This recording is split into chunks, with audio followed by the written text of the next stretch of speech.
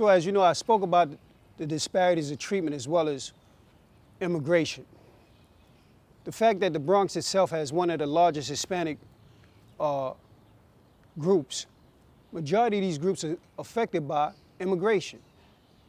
When you look at the immigration laws under Title VIII, it hasn't been touched in over 25 years. They allow 480,000 people in the country legally, where the numbers show that anywhere from 800,000 to 1 million people itself sneaks into the country illegally.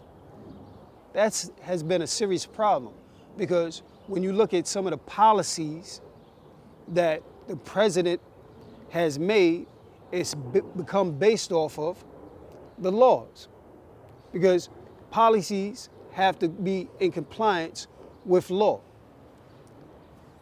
I remember during my 2018 candidacy run for Assembly, a little further over in the 87th Assembly District, myself, Larry Sharp at the time was running for governor, and an unknown person named AOC was running for Congress. One of the things that I said to AOC at the time was the fact that these people that's voting for you, they resonate with you because you represent the everyday person. And I explained to her how her constituent base was predominantly a Latin community that was affected by immigration. And her being a Latin woman with a platform that the Democrats was slowly but surely starting to hate, she had enough power and influence to make changes within Congress to change these laws. Now just imagine, from 480,000 people that they allow into the country legally to doubling that to 960,000 people. That offsets the 1 million people that automatically, that they say sneaks into the country. That's a big change, especially when you have a platform like the Squad that can easily persuade voters around the nation to get some of these so-called old dogs, old guards within Congress out of office. She hasn't utilized a platform for that, and I don't believe she's literally utilized her position to work effectively for her constituents. When you look at Jose Serrano, who happened to be the congressman that everybody's fighting for his seat, Hispanic, knew about the problems of immigration, knew that his congressional district was one of the poorest districts in the United States. He did nothing. He sat back, he collected a check, all right? He sat back and got paid from lobbyist groups. And what ended up taking place with the people that he represented? They wound up following suit of getting nothing. When you look on a state level, you have Louis Spulveda within the 32nd district, very articulate, former lawyer. He understands and identifies some of the issues within his community, but is he willing to make the necessary steps that it's going to take, being that they already don't like him, or is he willing to expose a system that doesn't work for his constituent base? I spoke about the county. The Democratic county member, Marcus Crespo, he's managed to parlay his position as county into a $500,000 a year salary with Montefiore Hospital. But when you look at what he's represented as a county leader, right, as assemblyman, the school system itself is deplorable. When I speak about the school system, I speak about the children. And what affects the children is this here. Within the children that graduate out of the public school system here in New York, majority of them come from high-risk communities. Within the high-risk communities, majority of the school districts have been failing. They graduate high school through what's been now accepted as social promotion. Not on the merits of the education, but the merits of the simple fact that you are a certain age, and by your age, you're supposed to be at this grade level, so we're just going to pass you through, which does a disservice to our children.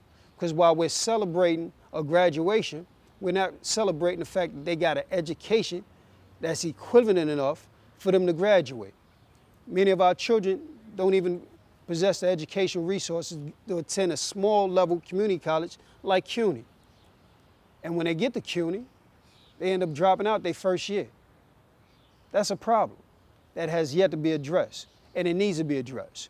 We as community need to get into our community more, gravitate to the issues and agendas, and effectuate them in both parties. Now, don't get me wrong. You hear me beating up on Democrats. I could beat up on the Republicans as well because, again, they don't have an agenda for our communities. They have district leaders who don't know their jobs as district leaders. That's a problem.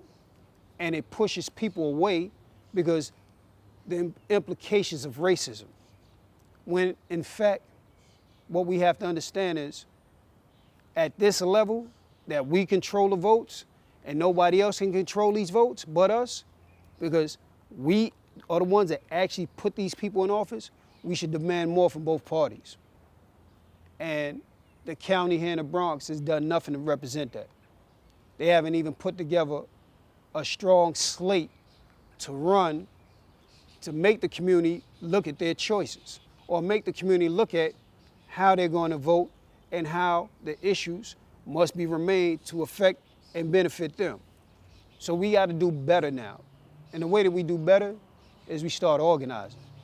And we organize with the full strength of everyone who's about community. And I'm saying the leadership. I'm not talking about some of these fakes.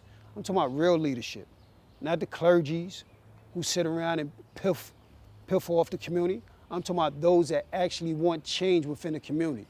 Because if you want change in the community like everybody else, everybody's looking for a leader.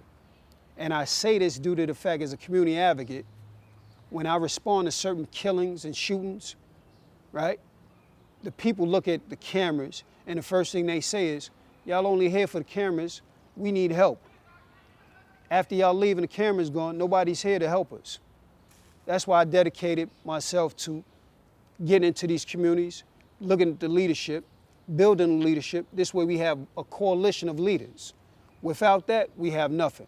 Because we won't hold anybody accountable because now we don't know who to be held accountable. This is what has to be changed. And if you notice, I keep repeating myself about change. Change is about people being serious about effectuating the growth and the productivity of our communities. Without that, we have nothing. We will continue to repeat the same cycle. So, when it's all said within a nutshell, we must get together, we must organize, we must effectuate our agendas in both parties. It can no longer be one party. We've been going around for one party for so long, and it hasn't gotten us anywhere. It's time for a change. And I like that word change. It's time for us to effectuate the change. This way we can start building our communities and taking back our communities and policing our own communities. So with that, I thank y'all for this platform and look forward to seeing more of you.